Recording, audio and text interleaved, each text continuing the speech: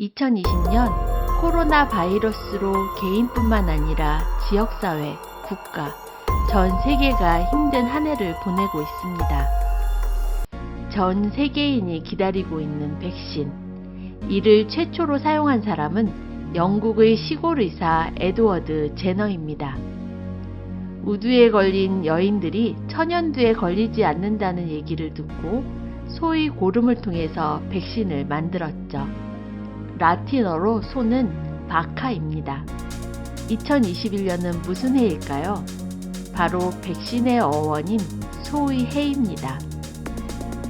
2021년 트렌드 코리아 키워드 카우보이 히어로. 제가 그려봤는데 괜찮은가요? 날뛰는 코로나 바이러스를 확 잡아 길들였으면 좋겠다는 카우보이와 코로나 방역에 맞서 힘쓴 개개인을 포함한 수많은 작은 영웅들을 의미하는 히어로로 정했다고 하네요. 자, 이제 2021년 트렌드 키워드를 하나씩 살펴볼까요? 브이노믹스. 코로나 바이러스가 바꿔놓은 소비와 경제는 앞으로 어떻게 진행될까요? 언택트 트렌드는 어떻게 변화할까요? 소비자들의 가치는 어떻게 변화할까요? 브이노믹스 시대 우리에게 어떤 비전이 필요할까요? 이러한 궁금증은 책에서 그 다양한 방법과 변화를 찾아보세요. 레이어드 홈. 코로나 이후 가장 큰 변화를 겪게 된 공간은 바로 집입니다. 오랜 시간 집에 머물면서 우리는 먹고 자고 놀고 운동하고 공부하고 일하고 등등 정말 거의 모든 것을 다 해결해냈죠. 삶의 근거지로 기본 레이어가 있다면 여기에 직장, 학교 등 외부 활동이 집에서 이루어지면서 생긴 응용 레이어가 있습니다. 재미있는 사실은 화상회의나 유튜브를 통해 집 공간이 공개되면서 집 꾸미기나 정리에 대한 관심이 높아지고 있다는 거죠.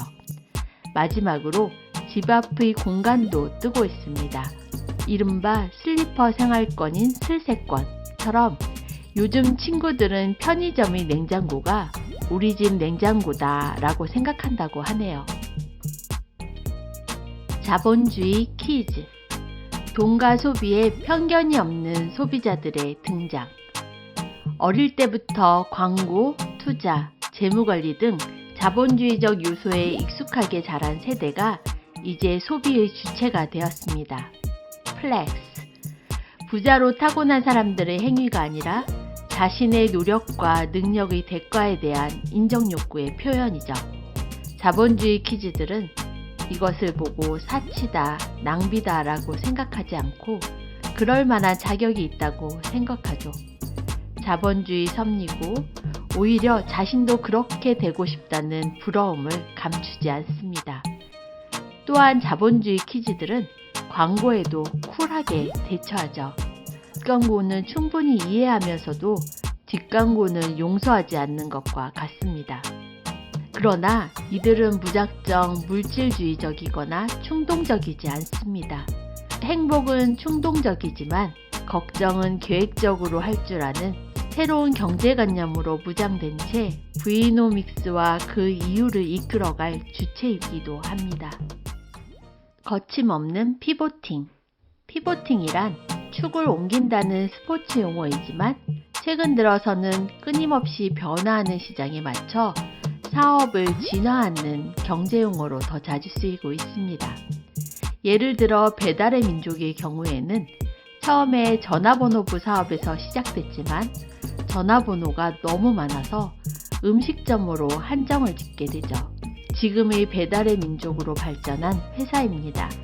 코로나 위기 상황이 발생하면서 많은 회사들이 생존을 위해 피보팅을 합니다. PC방의 경우 영업 중단으로 위기를 맞게 되자 그들은 배달 서비스를 시도하죠. 그들의 핵심 역량은 속도 빠른 컴퓨터가 아니라 바로 간식이었다고 합니다. 비행기 여객기는 화물 운송으로, 피보팅은 이제 현대 비즈니스 환경에서 대기업도 피할 수 없는 과제가 되었습니다. 롤코 라이프, 롤러코스터를 타듯이 즐기는 삶. 롤러코스터에는 어떤 특징이 있을까요? 첫째, 우르르 몰려가 함께 탄다. 둘째, 짜릿한 궤도의 오르내림을 즐긴다. 셋째, 끝나면 새로운 놀거리를 찾아 뒤도 돌아보지 않고 빠르게 이동한다. 롤러코스터의 특성을 그대로 보여주는 소비 트렌드가 지금 전개되고 있습니다. 비의 1일 1강 아시나요? 비의 깡 뮤직비디오는 가로로 보면 비극, 세로로 보면 희극이라는 말이 있습니다. 가로로 보면 단순한 뮤직비디오지만 세로로 보면 각종 댓글이 있죠. 이런 깡에도 공식 죽음을 선고한 날이 있는데요. 바로 공중파 뉴스에서 깡이 보도된 날이라고 합니다. 그날 롤러코스터의 놀이는 끝난 거죠. 국내의 라면 회사에서도 일정 매출을 달성하면서도 가끔 재미난 신상품을 기습적으로 짧게 출시하는데요. 한 외국인이 너구리를 거꾸로 보고 RTA로 읽었다는 사연에서 시작된 앵그리 RTA 버전이 있고요. 의식의 흐름대로 CU 당군 신화의 상품의 경우 CU 호랑이 라떼, 곰표 오리지널 팝콘, 쑥떡쑥떡바, 국산 다진 마늘, 아무런 연관성 없는 말 그대로 의식의 흐름대로의 상품이 출시하여 큰 인기를 얻었습니다.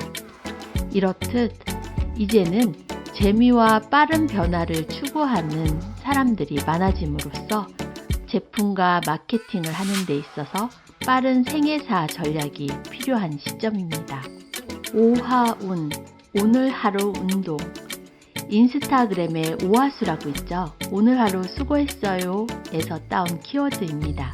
운동은 그동안 꾸준히 트렌드였는데요. 최근 운동은 그 범위를 넘어서고 있습니다.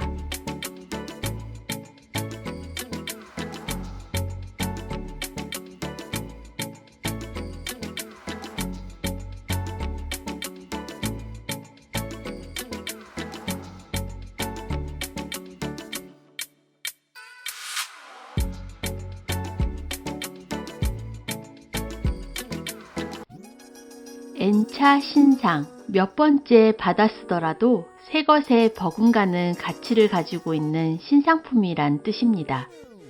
과거의 중고는 남이 쓰던 찝찝한 물건이고 절약을 위해서 할 수 없이 쓰는 부정적인 이미지였다면 현재의 중고는 몇 번째 당근이야 쿨하게 말할 수 있는 합리적 가격의 가치 있는 소비를 말하죠. 300잔의 커피를 사고 한 잔만 들고 나간 사건이 있었습니다. 이렇듯 리세일의 투자적 개념에서 보면 자본주의 퀴즈와 비슷한 키워드이기도 하죠. 두 번째로 재미입니다. 당근마켓에서 누군가 피자를 2조각 먹고 나머지를 팔아봤더니 진짜로 팔렸다는 이야기도 있죠. 이렇듯 중고거래는 합리적인 가격의 가치 있는 소비이자 투자 수단이기도 하고 취향을 거래하는 놀이터이기도 합니다. CX 유니버스.